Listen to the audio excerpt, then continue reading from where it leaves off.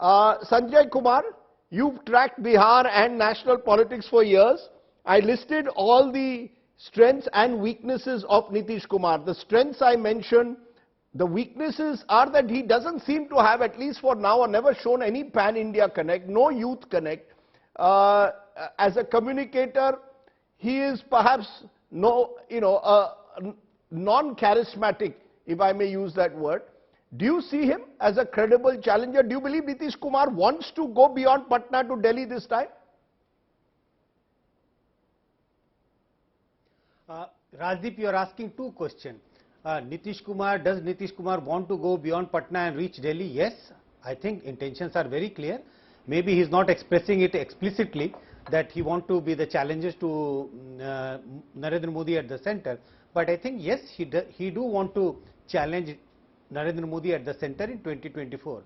The second part of the question is, does he have the ability? Will he be a good challenger to Modi? I don't think that he is going to be a very good challenger to Modi. When I say good challenger, maybe among the available leaders who can be a possible challenger, he is one of the better challengers. He may be one of the better challengers. But if you compare the two leaders, Narendra Modi and Nitish Kumar, if you look at the popularity, Nitish Kumar's popularity is on the decline. Yes, he is known across many states of the country, but his popularity is limited to Bihar. That too, his popularity is on the decline compared to Nitish Kumar's popularity, what it used to be in 2014-15. That has declined a lot. So you're saying he's a leader on the election. You're saying he's a leader. Yes, you're saying he's a leader on the decline. You're saying the surveys have shown he's a leader on the decline. Interesting that therefore perhaps his popularity is on the decline. Okay. Rajdeep, these are two different things. A leader is on the decline or popularity is on the decline. How do people perceive you? I think people perceive him as a declining leader in a sense. His popularity is on the decline. Popularity is on the decline. Okay. Rajat Sethi, your sense as we showed the earlier numbers, Bihar is one of those states where the BJP swept in 2019. A Mahagathbandhan poses a very different challenge. And therefore, this Nitish formula, perhaps of bringing together as many like-minded parties together, does pose a potential challenge to 2024, is it not? I think, Rajdeep ji, in the run-up to 2024, we should not jump the gun. There are solid 2 years before that where Nitish Kumar has to handle this very complicated alliance. He is a diminished person coming out of this alliance. Will he get the respect? He will largely be a de facto, he will not be the de facto sort of face of this alliance, Tejashwi will. He will continue to be that titular head, what Sushil Modi ji has been mentioning in various press conferences today.